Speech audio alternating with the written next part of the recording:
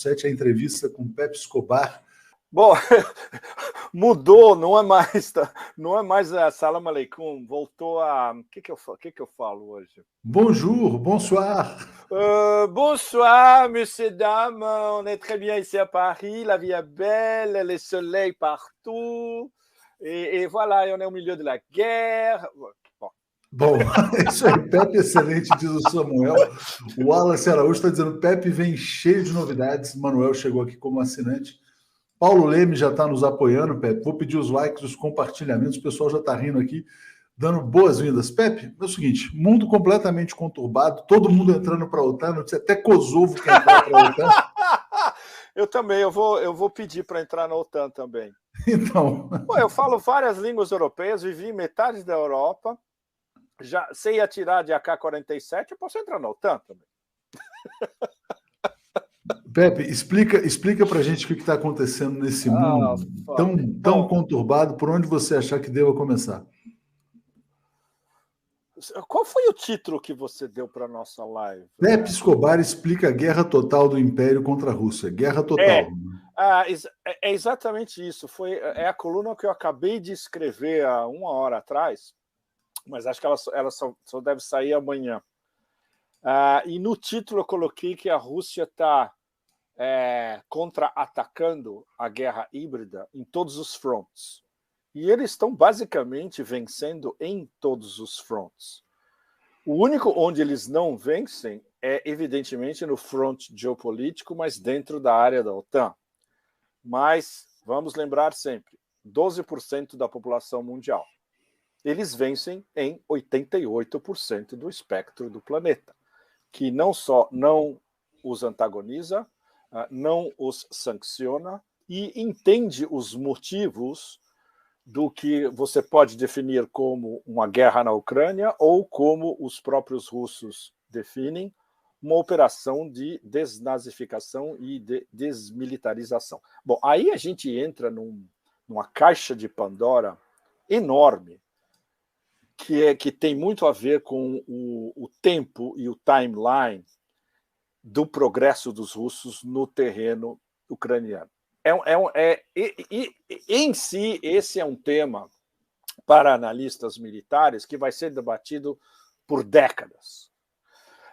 Basicamente, alguns dos russos, inclusive, e alguns dos russos muito, muito bons que estão no terreno, eles fazem sugestões para o alto comando russo, olha que coisa interessante, que lê os canais deles no Telegram. Esses caras são analistas militares do terreno ou repórteres de guerra russos. Gente muito experimentada, de altíssimo nível.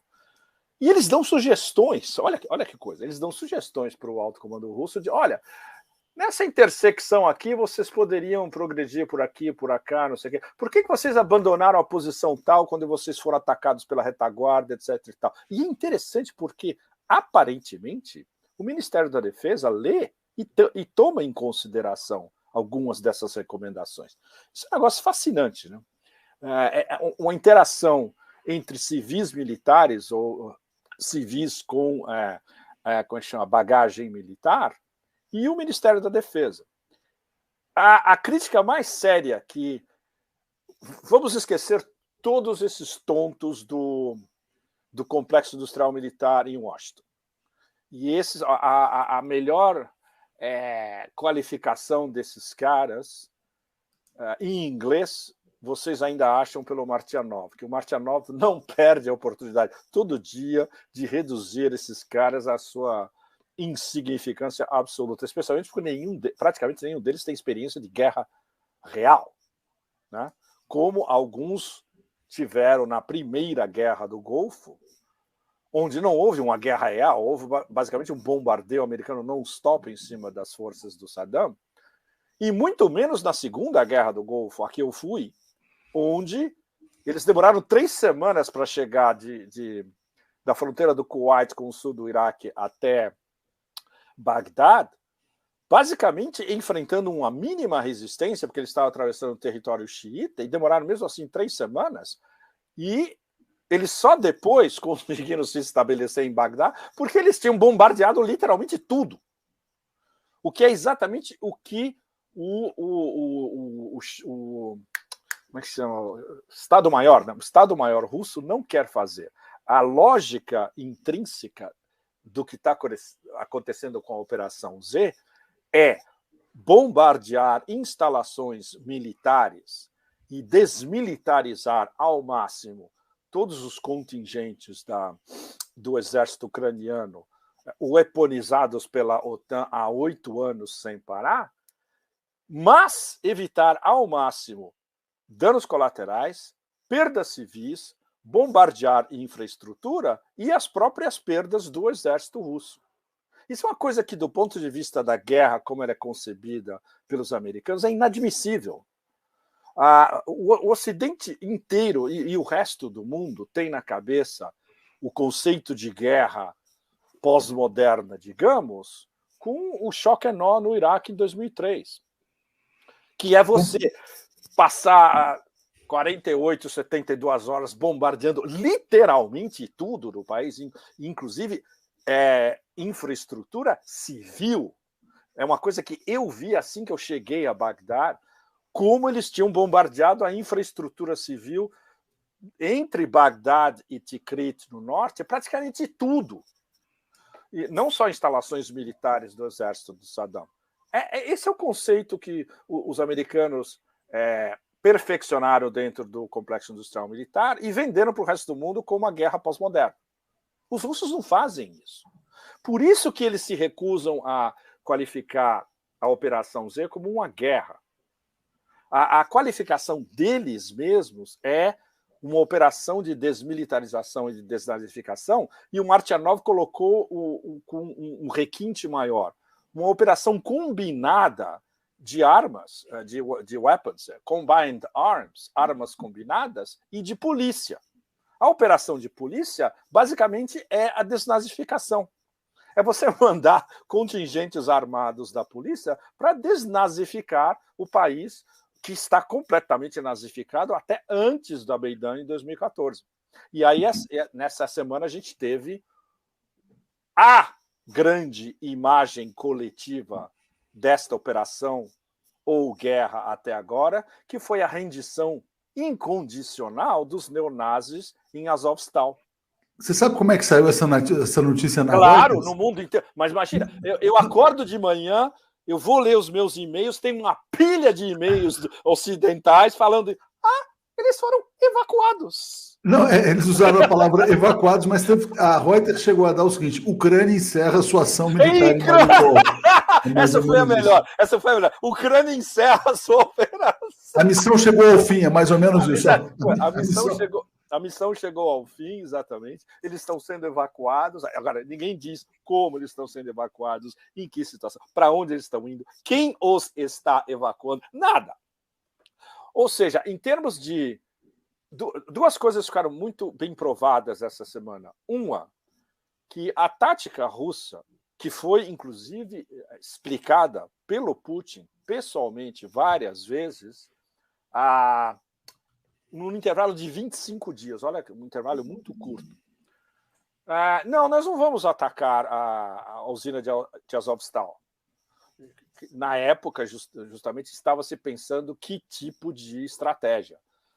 Vamos submergir, vamos botar aqueles lança-chamas, o Buratino ou o Shmel, vamos cortar a água, tudo. Não, a decisão, eu diria que foi uma decisão conjunta entre o Putin e o Gerasimov e o Shoigu, Ministério da Defesa, o Estado-Maior do Ministério da Defesa. Não vamos fazer nada. Vamos deixar esses caras morrer de fome ou de sede ou dos dois. Foi exatamente o que aconteceu. E ontem eu estava passando por vários canais de analistas russos, e é muito engraçado porque ainda não existe um consenso se acabou a comida, acabou a água ou acabou os dois. Então tem várias possibilidades, né? O que a gente sabe é que um desses dois fatores foi decisivo. Eles tinham um farto manancial de água não potável ainda, mas a comida tinha praticamente acabado. Então esse deve ter sido o fator principal. Foi uma vitória da paciência, na verdade. Foi uma vitória da paciência, Leonardo, exatamente isso. E você vê um chefe de Estado e um comandante de do Estado-Maior que tomam uma decisão como essa, sabendo que eles iam ser muito criticados, inclusive dentro da Rússia, pela própria opinião russa, que apoia todos os objetivos da Operação Z. O exército russo tem mais de 90% de popularidade e o Putin está encostando em 90%, está com 83, 4, 5, etc. E tal. E muita gente começou a criticar. Escuta, está demorando demais essa história. 25 dias depois, aconteceu exatamente o que eles tinham planejado. O Pepe, olha como é que é engraçado aqui. Tem uma pessoa que adotou o seguinte nickname aqui: Juju Donbass Z. E a sua fã está dizendo o seguinte: ó, top demais, Pepe tinha que ter Pepe todo dia aqui. A Juju Donbass está dizendo eu gostei muito de Juju Donbass. Juju Donbass Z. Sabe o que me lembra, para quem está muito tempo fora do Brasil? Jujuba, que a gente comia quando era criança. Exatamente, é muito bom. É muito bom. E olha só, e a Flávia está dizendo: está chegando o dia do show prometido pelo Pepe para comemorar 1 milhão de inscritos.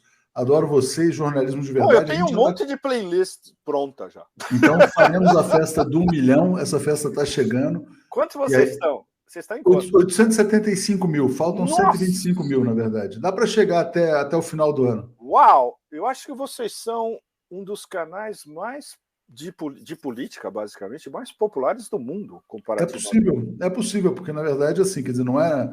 Se a gente considera um canal focado nesse tema, é muito relevante. Os que eu conheço estão entre 300 e 400 mil. Vocês têm o dobro. Ô Pepe, deixa eu perguntar se você conhece um jornalista suíço, o nome dele é Guy Metan, e ele escreveu um livro sobre russofobia. Sim. Me mandaram o livro, está na minha pilha, eu não li ainda, porque um amigo meu do Valdai Club, ele escreveu um livro sobre russofobia que vai sair publicado, acho que o mês que vem. E eu vou fazer uma resenha desse livro dele. Aí eu podia aproveitar e ler o do Metan também. E eu achei muito interessante o livro dele, e aí eu vou falar de um ponto, de uma fala dele, que se conecta com essa pergunta aqui da Eliana. Sim. Ele falou: a gente está numa etapa da guerra que ele trata como uma grande guerra mundial, e que o objetivo central, na visão dele, é a destruição da Europa, é colocar a Europa numa condição de total vassalagem em relação aos Estados Unidos. Sim, essa é uma das duas razões principais. Então, porque a Europa está passando por um processo de submissão completa. E aí a Eliana pergunta: a União Europeia está com os dias contados? A Finlândia será a nova Ucrânia? Coloca da perspectiva europeia o que está acontecendo e por que tanta submissão, né? Bom, para começar, eu digo para vocês que eu simplesmente não posso ter essa conversação aqui em Paris com ninguém. É absolutamente impossível. Eu converso com os meus contatos por e-mail, por WhatsApp, no mundo inteiro, mas aqui onde eu estou é impossível. Os meus amigos alemães me dizem a mesma coisa. É impossível ter essa conversação na Alemanha. E na Itália, restritíssimos círculos. Por exemplo, os meus amigos italianos são quase todos, praticamente, são anti-OTAN. Eles conversam entre eles. Você não pode ter essa conversação pública. É impossível. E se você esperar que essa conversação vá passar no telejornal à noite, no Corriere della Sera, na Stampa, de jeito nenhum. Sim, do ponto de vista de uma boa parte da opinião pública europeia bem informada e não lobotomizada ainda, e é uma minoria, a dissolução da União Europeia é absolutamente flagrante. E vai ser muito mais rápida do que quanto se estava estimando há 6 meses, ou há 1 ano atrás, ou há 2, 3 anos. Né? Porque é incrível, um cidadão europeu lambda, razoavelmente bem informado, pela primeira vez, talvez em décadas, eles estão começando a perceber que a União Europeia basicamente está totalmente subjugada à OTAN. Eles achavam que a União Europeia era uma coisa e a OTAN era outra. E a Comissão Europeia, que faz as leis, era uma outra ainda. Não. Agora eles estão percebendo que todo esse arcabouço kafkiano da União Europeia, da Comissão Europeia em Bruxelas, os dois em Bruxelas, e do Parlamento Europeu em Estrasburgo, tudo isso está subordinado à agenda militaresca e militarizada da OTAN. Ou seja, é uma extensão de vassalos umbilicalmente ligados a Washington. Isso é uma coisa que não se discutia, ainda não se discute, evidentemente, mas quem está prestando atenção mesmo no que está acontecendo, já começou a ligar essas pontas. Ou seja, já é um progresso. Claro, isso implica o quê? Uma classe de gente de nível universitário ou com PhDs, muitos acadêmicos, juristas, profissionais liberais, gente que viveu a Guerra Fria e sabe como era a Guerra Fria e compara, onde havia uma certa, digamos, um diálogo de gentlemen, mais ou menos, durante a Guerra Fria, e hoje é a absoluta impossibilidade do diálogo, conduzido, entre aspas, na Europa por gente como a Führer alemã von der Leyen, na Comissão Europeia, e o Führer da OTAN, o norueguês Stoltenberg. Essa gentinha que está direcionando e coordenando o diálogo, porque eles recebem as ordens diretamente de Washington. Então, o que eles repetem num briefing da comissão em Bruxelas, ou num briefing da OTAN em Mons, do lado de Bruxelas, é a mesma coisa. É um press release que vem ditado de Washington pelo Departamento de Estado, pela CIA, pela Casa Branca, pelo Pentágono, por todos juntos. Então, o grande problema, que é uma coisa que a gente discute entre nós, é que ainda é uma minoria ínfima que faz essas conexões e que está completamente alijada do mainstream media, da mídia hegemônica. Você pega um jornal das 8 aqui na Inglaterra, na Itália, na Espanha, na Alemanha, e é impressionante. É impressionante. São as mesmas matérias, as mesmas imagens, o mesmo texto vindo da mesma origem do press release. E o sentido é totalmente contrário à realidade, né? Provavelmente estão dizendo, a Rússia está perdendo, não avança, tal. Não, exatamente, Leonardo. O primeiro item da pauta é: a Ucrânia está ganhando, e, repetindo o que o Stoltenberg falou no início dessa semana, a Ucrânia pode ganhar. Ele tem uma coletiva para falar isso, vocês acreditam? Inacreditável. A segunda coisa é que Putin tem câncer, tudo, sei lá, sífilis, é um gênio do mal, vai acabar o regime dele, o regime está no fim da linha, que é o que o general Petreus, que perdeu várias guerras, inclusive Iraque e Afeganistão, para o complexo industrial militar, falou essa semana nos Estados Unidos, que o Putin está corroído, que vai perder tudo, que o regime está descombobulado, que é a narrativa principal de todos os think tanks americanos. Bom, eu recebo aqui, infelizmente, quase tudo. Então, é muito simples. É só você comparar as manchetes de cada um deles, ou os newsletters do dia de cada um deles, e eles falam exatamente a mesma coisa. Aí você vai ler na imprensa europeia, nos jornais, é exatamente o que esses caras estão falando. É inacreditável. Só que isso não bate com a realidade, né? Mas não bate isso. E por isso que a Azovstal, Leonardo, eu queria voltar a esse ponto, é tão importante. Mesmo não tem como você spin e disfarçar o fato de que as tropas mais bem treinadas de neonazis da Ucrânia inteira, desde 2014, entrincheirados num bunker embaixo da terra, protegido por tudo, contra até bomba nuclear, provavelmente, durante quase 2 meses, sabe? 1 mês e meio, pelo menos, no final eles tiveram que se render. E não tinha outro jeito.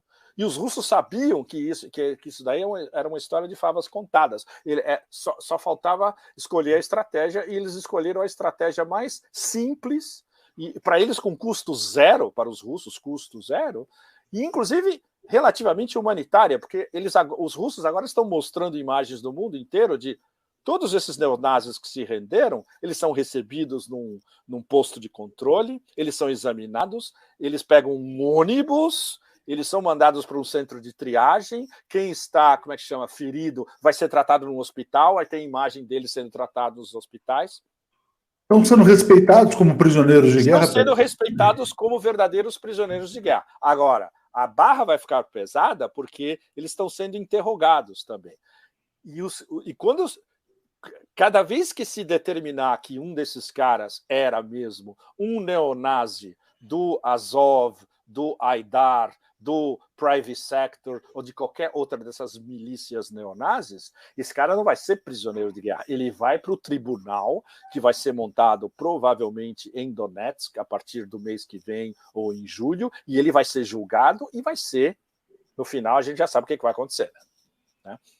Então, e é isso que deixa essa elite, entre aspas, da OTAN ainda mais desesperada, porque no meio desses caras, esses caras vão ter que falar.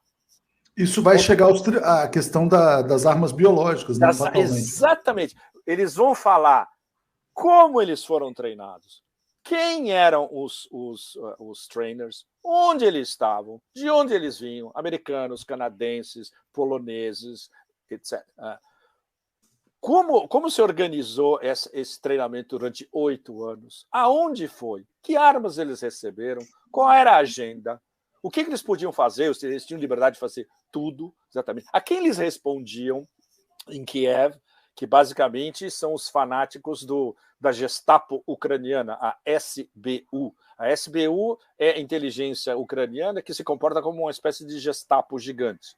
São esses caras. O Azov convivia com esses caras, respeitava algumas coisas, mas estabelecia suas próprias ordens também, e independente do comando supremo das Forças Armadas ucranianas. Imagina, você acredita que a semana passada teve uma rebelião de um dos generais ucranianos contra toda essa palhaçada, dizendo, escuta, se continuar essa história, essa outra posição que a gente tem aqui vai acontecer a mesma coisa que aconteceu com o Azovstal. Nós estamos cercados, nós vamos ser completamente isolados, nós vamos ter que nos render ou a gente vai morrer de fome e nos entregar por culpa sua. Culpa sua, entre aspas, do governo Zelensky. Você vê? Então, outra coisa interessante é que Azovstal está revelando mais ainda o dissenso interno nessa estrutura de poder ucraniana, onde Zelensky é literalmente um comediante de quinta, manipulado por quem detém o poder barra pesada, que são 2 ou 3 oligarcas, especialmente o Kolomoisky, que é o cara que inventou o Zelensky. Mas tem o Akhmetov também, que é o magnata que detém a usina de Azovstal, e que ele sabe que ele perdeu e que não vai recuperar nunca. Esses caras são super perigosos, porque não apenas eles controlam o dito presidente, mas eles controlam suas próprias milícias e eles controlam o poder de decisão, por exemplo, do batalhão Azov, que é o caso do Kolomoisky, que pega o telefone, liga para um comandante do batalhão Azov e fala, você vai fazer isso. Passando por cima do exército ucraniano. O exército ucraniano não manda nada nessa história. E aí, onde tá o Kolomoisky, Pepe? Ele está na Suíça ainda? Ele mora... Ótima pergunta, porque ninguém sabe onde ele está no momento. Provavelmente na Suíça, não está na Ucrânia. Isso é garantido. O Kolomoisky é o bilionário que criou, que fez, na verdade, o Zelensky, né? A gente Exatamente. já fez isso. Ele é um dos investidores principais do batalhão Azov, e ele foi o cara que fabricou o Zelensky, literalmente. O Zelensky tinha um contrato, a produtora do Zelensky tinha um contrato com o Kolomoisky para fazer um programa, um programa humorístico num dos canais detidos pelo Kolomoisky. Esse cara é perigoso.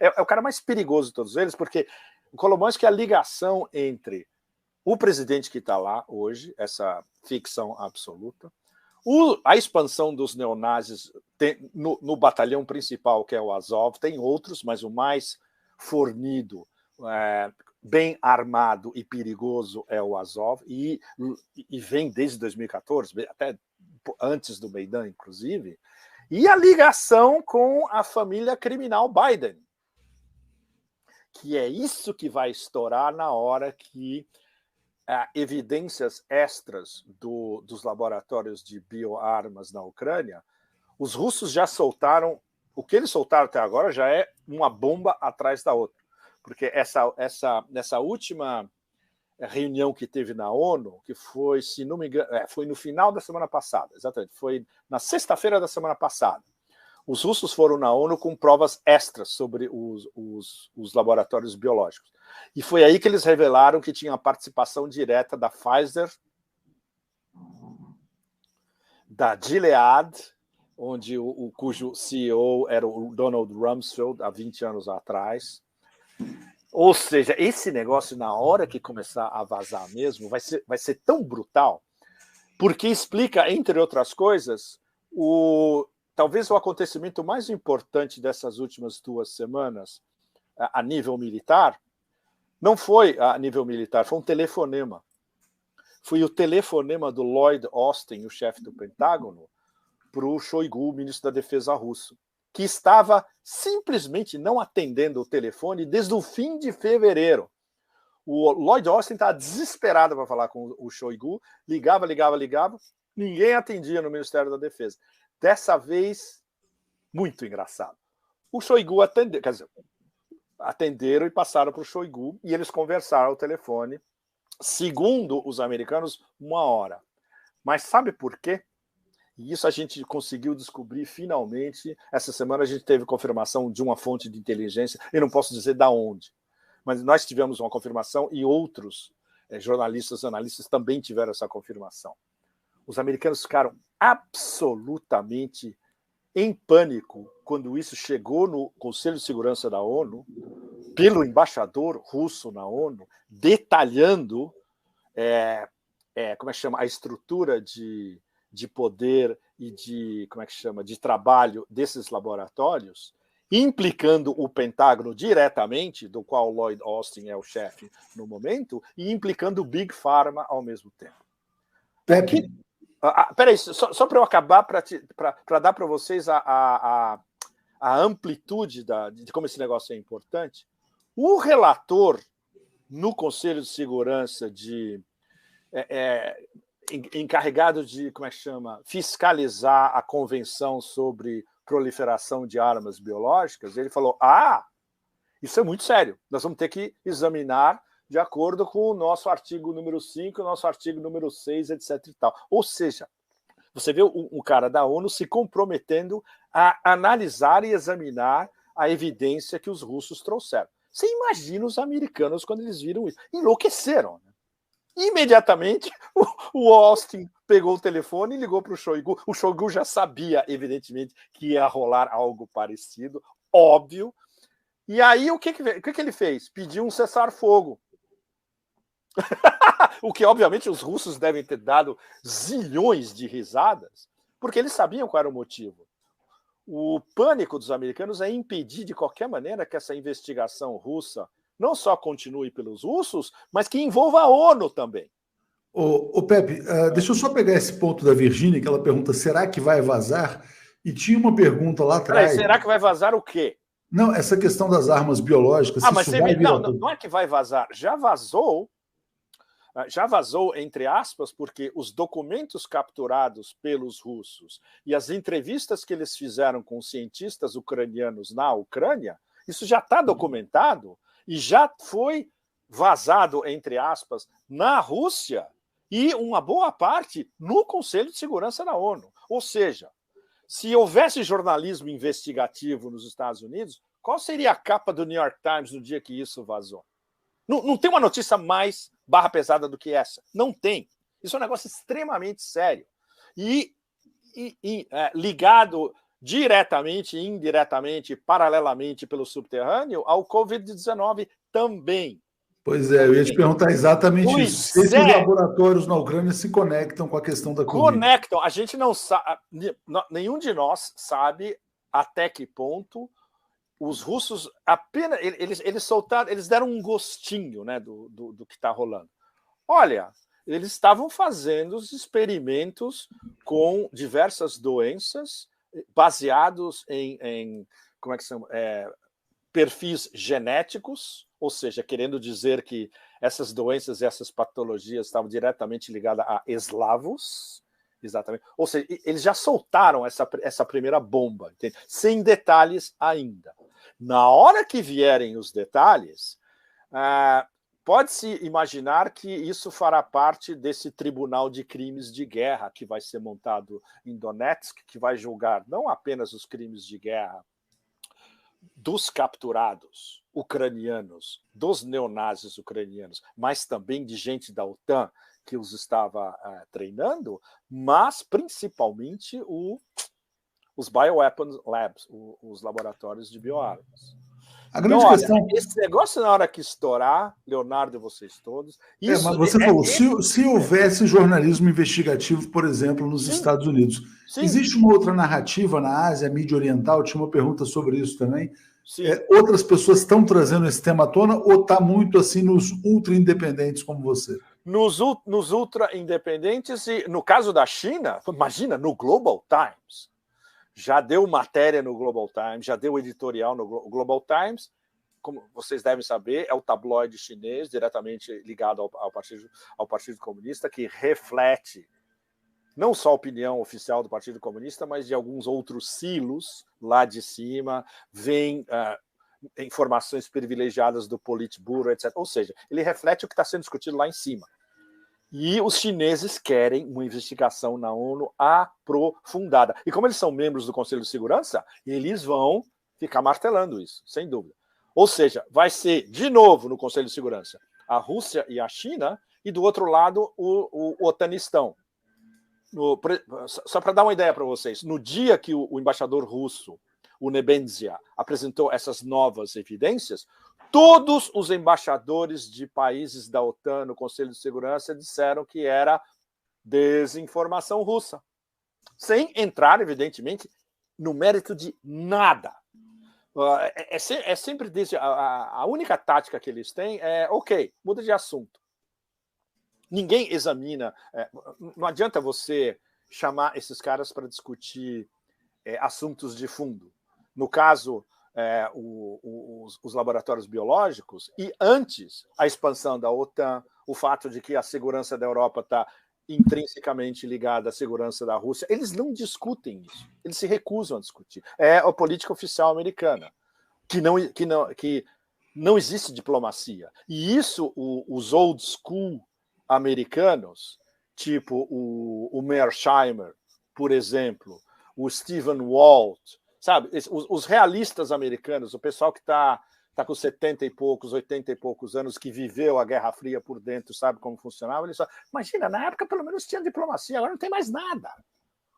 E está sendo conduzida, entre aspas, por esse bando de amadores de quinta, Blinken, Jake Sullivan, Victoria Nuland, desse tipo de gente. É aterrorizante tudo isso. Aterrorizante. Vamos então, tem muitas questões chegando aqui, eu vou tentar passar por elas mais adiante. Vou colocar essa aqui agora, né, do Juvencio. Melhor um mundo liderado por Putin ou pelo Ocidente, ou um mundo multipolar? Porque também não sei se o Putin postula uma liderança. Não, exatamente. Isso é uma coisa que no Ocidente inteiro ninguém entende também. Os russos e os chineses, porque a gente está falando em termos da aliança estratégica dos dois, que eles chegaram a essa aliança estratégica por várias razões, um processo, eu diria que dos últimos 10 anos, pelo menos, em detalhe, em muito sentido, como um contragolpe a essa, como é que chama, ofensiva americana em todos os sentidos contra os russos e contra os chineses, mas também porque os interesses deles estão perfeitamente alinhados. O interesse da cúpula russo-chinesa é um mundo multipolar. Eles já explicitaram isso em detalhes. A melhor explicitação, que vocês podem consultar a qualquer minuto, foi o documento que eles divulgaram no início da Olimpíada de Inverno em Pequim, em fevereiro, onde está delineado em termos extremamente diretos que eles são a favor de um mundo multipolar, que eles estão lutando para isso junto com o Sul global, e que isso é uma agenda não só russo-chinesa, é uma agenda do Sul global inteiro. O que liga, olha que louco, olha que louco no bom sentido, liga com o que o Wang Yi, o ministro das Relações Exteriores chinês, falou hoje, Leonardo. Sabe o que ele falou? Queremos ampliar os BRICS. A China convidou a Argentina para a próxima. Pois é, a Argentina já está convidada e é bem possível que na cúpula dos BRICS tenham outros candidatos que já estavam sendo debatidos há alguns anos. Exemplo, Indonésia, Coreia do Sul, México, Senegal, Nigéria, sem dúvida. E o presidente do México, Pepe, ontem falou em substituir a OEA por uma nova organização. Mas o Obrador está certíssimo. Não, então, mas parece que a gente está num mundo que tem muitos atores, vamos dizer assim, do Sul global, se sentindo à vontade para desafiar o império. Né? À vontade e colocando as suas cartas na mesa explicitamente. Né? E isso é que é legal. Você imagina isso acontecendo há 3 meses atrás? Impossível. Impossível. A Rússia abriu uma caixa de Pandora. Digamos, os aspectos positivos dessa caixa de Pandora são que o Sul global agora está na mesa e tem direito de palavra e direito de reivindicação, que não tinham até 2 meses e meio atrás.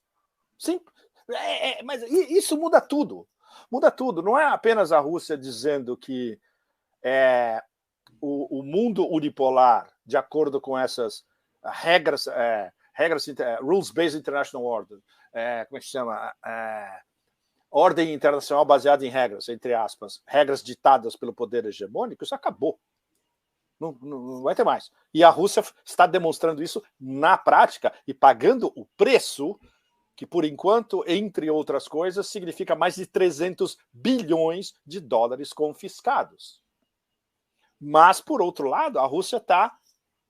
Nossa, o que eles estão ganhando até agora? Eles estão ganhando em termos de opinião pública global, disparado, não tem comparação entre 88% com 12%. Eles estão ganhando a guerra no terreno, militarmente. Que a gente vive nos 12%, a gente acaba não sabendo disso, né? Para quem está do lado dos 12%, enfim. Bom, aqui nem se fala. Quem está aqui nos 12% Europa, nossa, você pode passar o resto da sua vida e não ver nada do que está acontecendo. Sem dúvida.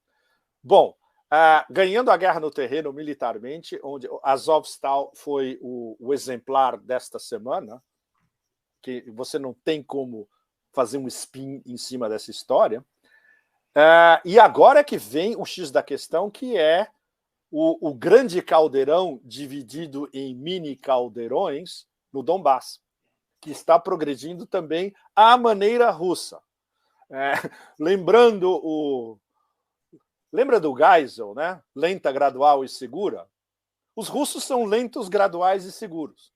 É assim que eles estão progredindo no Donbass. Eles estão fechando os círculos aos poucos, eles estão, como é que chama? Transformando essas unidades entrincheiradas do exército ucraniano, isolando uma das outras, ou seja, é o que a gente chama de mini caldeirões, dentro do caldeirãozão grande, né? Esses mini caldeirões... Tem uma metáfora excelente para explicar como que o exército russo está lidando com esses caras. É como você cortar uma ostra. Você pega uma ostra dura, você corta com aquele cortador de ostra, demora um pouco, aí quando abre a ostra, tá tudo lá dentro. E aí você pode fazer o que você quiser. Aí você come a ostra literalmente. É isso que o exército russo está fazendo com essas unidades ucranianas. Demora. É um trabalho duro, qualquer um que já cortou uma ostra sabe que dá trabalho, e é um trabalho a longo prazo. E eles não têm pressa. Isso é que é extraordinário. Por quê? Porque ao mesmo tempo que eles estão progredindo no Donbass, eles estão vendo que eles conseguiram causar a maior recessão no Ocidente desde os anos 70, praticamente sem fazer nada. Como as medidas retorcionárias muito simples que eles tomaram contra esse pacote de sanções. Já tem quanto? Eu já perdi a conta na União Europeia. 6, né? Eles estão tentando fazer o 7º.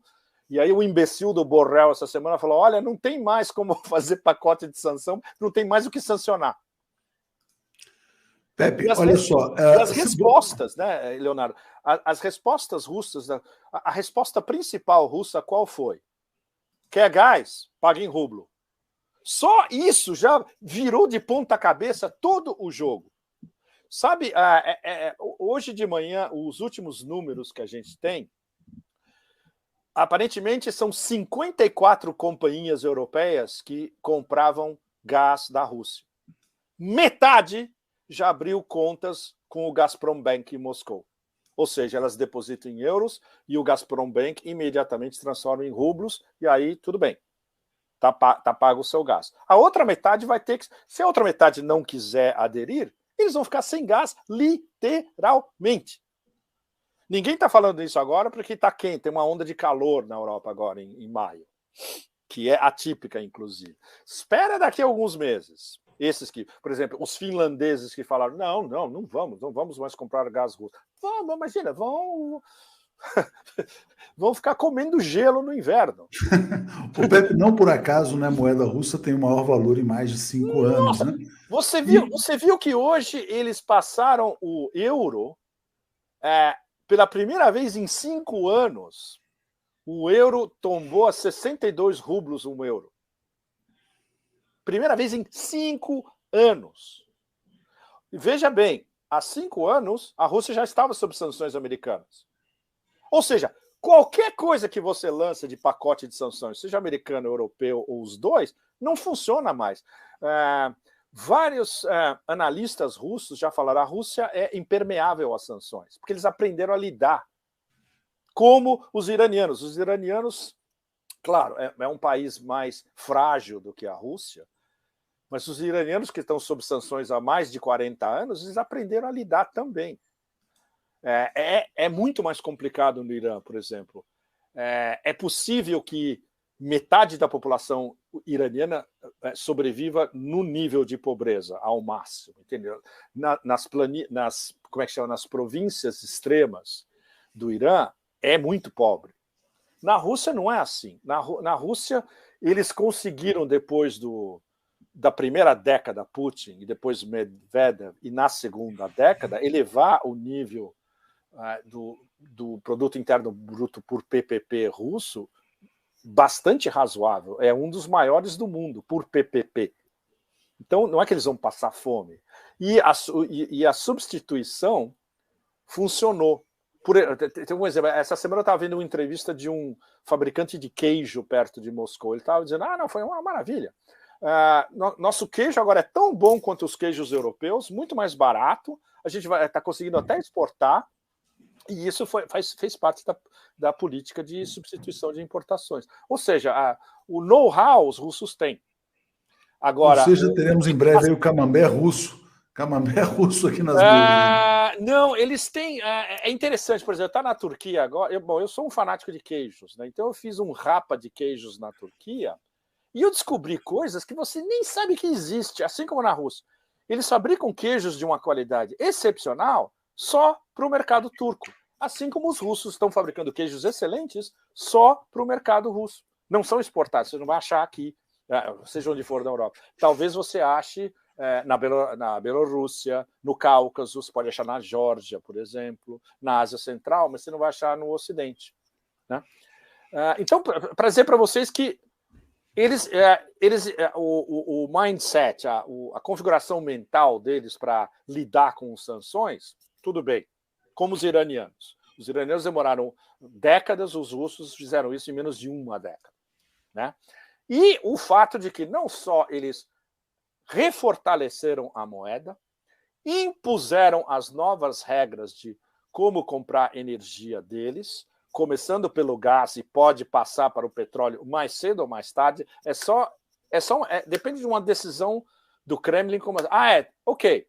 Agora, petróleo, minerais, grãos, etc. e tal, tudo bem, vai ter que ser em rublos também. Eles estão guardando isso porque eles estão agindo, como os russos agem, por incremento. E o espetáculo no momento é ver essa desagregação absoluta do Ocidente, mas e é vertiginosa agora, né, Leonardo? Não é de um dia para o outro. Não, é interessante, Pepe, você falar nessa questão do lento, gradual e seguro também, não só para conduzir a guerra, mas também para ir aplicando as punições. As punições, exatamente. E veja bem, Leonardo e vocês todos, eles poderiam, desde o começo, ter decretado tudo que a gente fabrica agora vai ter que ser em rublos. Ou, vocês são nações hostis, a partir de amanhã eu corto o gás e o petróleo para vocês todos. Não fizeram nada disso. Os russos não são americanos no sentido de falar alto, gritar alto e bater com o porrete, que é a política, entre aspas, do Império, para todos nós que conhecemos a história moderna do Império. Não, é paulatino. Eles vão é como o Poço e o Pêndulo do Edgar Allan Poe, sabe? Eles vão ajustando o mecanismo e a dor vai subindo e o terror vai subindo. Que é o que está acontecendo com as elites europeias. Elas estão começando a ficar aterrorizadas. Porque se elas continuam nessa espiral, vai estourar uma guerra civil pela Europa em alguns meses. Vamos falar sobre isso. Olha só que interessante as notícias aqui, né? A taxa de inflação nos países do G7, o Reino Unido, né, enfrentando o pior dos mundos aqui. O pior dos mundos. O pior dos mundos. E vou botar só mais uma aqui na tela, que foi de ontem, na capa de hoje do Wall Street Journal, na verdade, os mercados desabando e tal. Parece que está chegando, né? Essa coisa do estouro, da bolha. Né? É uma coisa que é prevista há muito tempo, né? Porque assim, você não consegue sustentar uma bolha financeira por tanto tempo. Impossível. A inflação, ela em algum momento vai provocar aumentos de taxa de juros mais expressivos, enfim. Como é que você está vendo a situação econômica na Europa, nos Estados Unidos? Você falou, olha, talvez a maior recessão em 80 anos esteja começando a acontecer. Qual que é o cenário do pós-guerra para os países ocidentais? Bom, não tem ainda pós-guerra, porque a guerra a guerra vai durar algum tempo. E os russos não têm a menor intenção de, como é que chama, tirar o pé do freio, ainda que eles estejam em segunda marcha. Eu diria, no máximo, uma segunda estendida, ou talvez uma terceira baixa, né? Não estão nem pensando em engatar uma... Nossa, está muito longe ainda. Você sabe que eles estão... A porcentagem de armamento e tropas de elite e empregados até agora é 7%. Não é nada. Ou seja, todo o arsenal hardcore e todas as tropas de elite estão na Rússia esperando o que vem depois. Eles estão prevendo cenários depois de enlouquecimento da OTAN, por exemplo, e se isso se transforma numa guerra localizada, entre aspas, Rússia-OTAN, eles têm o poder de fogo já preparado. Ninguém quer que isso aconteça. E a OTAN não seria suicida a esse ponto. Os americanos, neocons imperialistas em Washington, sim. Para eles, não... Mas esses caras como o Martyanov, por exemplo, entre outros, eles não entendem nada de guerra porque eles nunca fizeram guerra na vida. Eles não sabem o que é uma guerra real, como funciona. Eles são analistas de poltrona. E são esses que estão nos think tanks, American Enterprise Institute, Hudson Institute, Brookings Institution, esses grandes think tanks de Washington, esses são os caras que ficam martelando, tem que ir lá e dar uma lição para Putin. Temos que ter tropas no oeste da Ucrânia. São os caras que ficam falando, estamos apoiando a Polônia invadir e anexar o oeste da Ucrânia. Esse tipo de gente. O Pentágono, quando olha um negócio desse, sabe que, especialmente como os russos usam o conceito de ambiguidade estratégica, um general do Pentágono não tem a menor ideia de como os russos vão reagir a uma missão polonesa se infiltrando no oeste da Ucrânia em direção a Lviv, por exemplo. Ele não sabe como os russos podem, não só, desde não fazer nada, como incinerar todos esses caras com uma bateria de Kinzhaus e várias opções no meio. E essa impotência dos americanos em não só entender como funciona o framework mental do Ministério da Defesa russo, os objetivos, que são claros, mas ao mesmo tempo é flu. Ok, desnazificação e desmilitarização. Quanto tempo vai durar? Não está especificado. Pode acabar semana que vem ou pode durar 3 anos. E é isso que é extraordinário. Os objetivos foram explicitados pelo Putin, mas dentro desses objetivos tem um oceano de possibilidades. E é isso Nada indica que estejamos perto do fim, né, Pepe? Não, de maneira nenhuma, porque não há, além do que, não há fim nessa história. A gente está na primeira batalha de uma história super barra pesada que eu resumiria como a Rússia resolveu que ela vai desmembrar a OTAN com as suas próprias armas e dentro do seu próprio dentro dos seus parâmetros. Isso é uma coisa que pode durar décadas, inclusive. Pode durar alguns meses, pode acabar o ano que vem, ou pode ir até o fim de 2030 e continuar. Né? Esse é o objetivo principal, porque está incluído no que agora o próprio Lavrov já diz. É o fim do mundo unipolar. Para você acabar com o mundo, começar a acabar com o mundo unipolar, você tem que começar a acabar com o que a gente chama de império das bases americanos, as 750 bases fora dos Estados Unidos que o império mantém no mundo inteiro. E as principais no Ocidente estão na OTAN. E várias delas estão circundando a Rússia, não só o espaço pós-soviético, mas a Rússia também. Então a guerra é a guerra Rússia, OTAN, Estados Unidos, com a China de trás. E é isso onde a gente vai chegar daqui a pouco. Os chineses, o apoio dos chineses embaixo, nas sombras, diplomático, é um apoio geopolítico. Por enquanto a gente não está vendo em detalhes o apoio geoeconômico, mas ele vai começar a aflorar quando a gente começar a ver as primeiras, como é que chama, as rascunhos desse novo sistema econômico-financeiro que está sendo desenhado pelo Glaziev dentro da União Econômica Euroasiática, conversando com os chineses, porque aí, na hora que eles tiverem um rascunho definitivo, Leonardo, você imagina, esses caras desenham um pós-Bretton Woods 3. Aí, como é que... Eu estava conversando com o Michael Hudson sobre isso. E aí, como é que vai implementar esse negócio? Quem vai gerir os russos e os chineses numa comissão? Vai ter outros países dentro dessa comissão também? Eles vão chamar os indianos, os paquistaneses, os cazaques, etc., os turcos. Como é que vai implementar? Que moeda vai ser a moeda principal? Vai ter uma cesta de moedas? Vai ter ouro também? Vai ser baseado em uma cesta de moedas e em ouro? Então eles têm que decidir tudo isso. Você imagina? É um trabalho absurdo que vai consumir, já está consumindo e vai consumir nos próximos meses. Na hora que a gente tiver um rascunho aproximado e eles começarem a anunciar publicamente, olha, esse é o esquema básico do nosso novo sistema econômico, financeiro, monetário, etc. E tal, aí é que a barra vai ficar pesada. Que aí vai ter, mas o império, mais uma vez, vai ficar completamente maluco. E a gente não sabe o que eles vão fazer.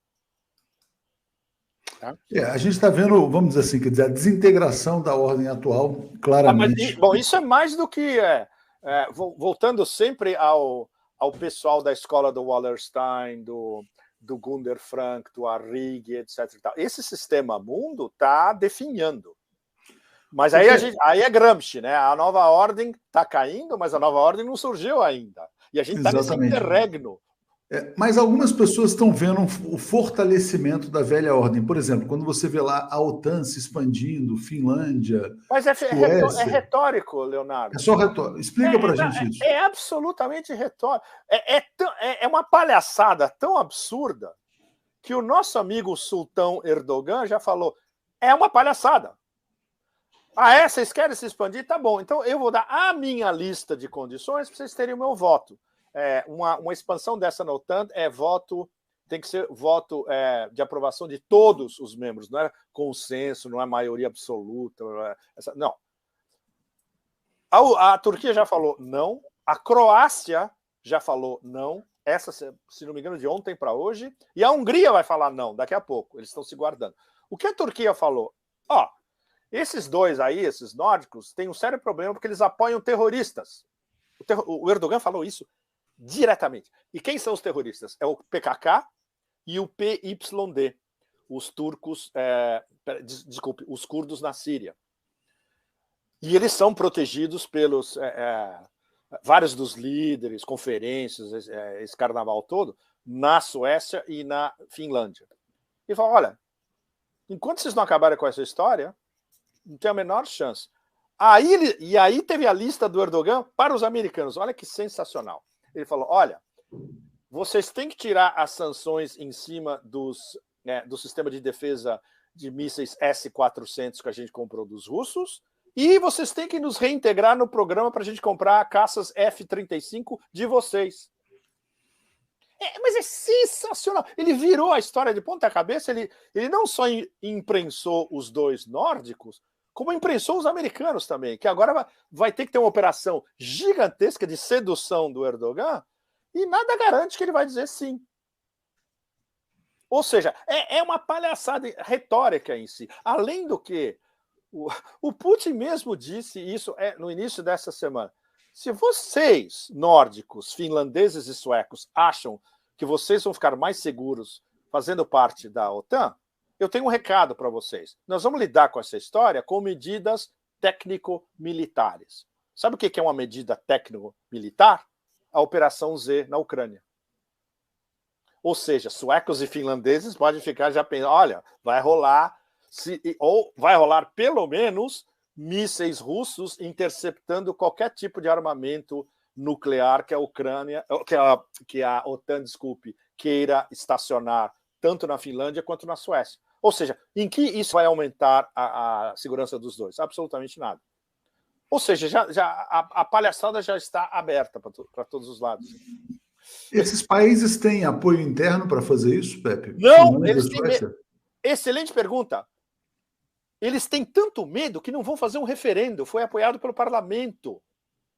Porque eles sabem que se eles fizerem um referendo, o grosso da população na Finlândia e na Suécia são pacifistas. Isso não mudou muito. Eles têm o brainwashing, a lavagem cerebral da OTAN e dos americanos, especialmente nos últimos 10 anos, né? Ou nos últimos 20 anos, desde que o Putin chegou ao poder. Mas isso não muda muito. A velha guarda dos dois países, por exemplo, sempre foi pacifista e vai continuar a ser pacifista. Os jovens são mais facilmente indoutrinados, né? Eles têm medo. Eles sabem que se eles botam um referendo, não é garantido. Não, eles não vão ganhar. É quase certo que eles percam nos dois. Ou seja, a opinião pública em si não é consultada. Ou seja, é a lógica inteira da União Europeia, né, Leonardo? É a lógica inteira dos governos nacionais dentro da União Europeia se ajoelhando na frente do tótem de Bruxelas, que basicamente hoje dita todas as regras para eles, seja no que for, em geopolítica, em geoeconomia, na vida financeira, na regulamentação dos bancos, na cultura de cancelamento, tudo isso, as diretrizes, não vem de Paris, de Londres, de Varsóvia, não, vem de Bruxelas, de um bando de eurocratas não eleitos. Ou seja, é a definição absolutamente crassa, direta, de um sistema totalitário e antidemocrático. E totalmente submisso ao império, né? Quer dizer, porque, na verdade, eles submisos a Bruxelas e Bruxelas submissa. Nossa, nem fale. Bom, eu não consigo mais nem falar com os meus amigos em Bruxelas. Eu soube por um dos meus amigos, o Pepe ficou louco. Literalmente. Porque eu tenho uma visão interna e externa completamente diferente da deles, você imediatamente é taxado de louco. Seus amigos, hein? Seus amigos. Olha só, Pepe, você formou, na verdade, a maior comunidade de pessoas interessadas em geopolítica do Brasil, né? Você sabe que essa sua live aqui é uma das mais aguardadas todos os meses ou todas as semanas. Olha, obrigado a vocês todos, porque não foi um esforço consciente. Quando eu comecei a conversar com o Leonardo, a minha ideia era, eu vou começar a falar de um assunto que vai ter 10 pessoas que vão se interessar no Brasil. E cresceu, né? Não. É porque as pessoas, na verdade, é o seguinte, quer dizer, recebem muito pouca informação, né, real sobre o que acontece no mundo. Praticamente ela é completamente sabotada aqui no Brasil pela imprensa tradicional. E você é um cara muito carismático também, quer dizer, tudo isso ajudou muito para isso. E aí é o seguinte, quer dizer, é um público também extremamente qualificado que traz muitas questões importantes. Eu gosto muito das perguntas. Eu vou passar por algumas delas. Responder todas as perguntas. Eu vou passar por algumas delas e aí você Tá, vai ok. ver o que dá para ir respondendo aqui, né? Ok. Então, a Helena tinha perguntado, né, se você acha que a Europa estava com dias contados, se a Finlândia será uma nova Ucrânia, acho que você acabou de falar sobre isso. Bom, né? a Finlândia está sendo ucranizada. Em vez da finlandização da Ucrânia, que seria uma Ucrânia neutra, a Finlândia foi ucranizada. Pois é. Aliás, a saída para a Ucrânia, é interessante o que você fala, porque a saída para a Ucrânia era uma finlandização Era da uma Ucrânia. finlandização. Resolvia essa história toda, Leonardo e vocês todos, hoje. Hoje.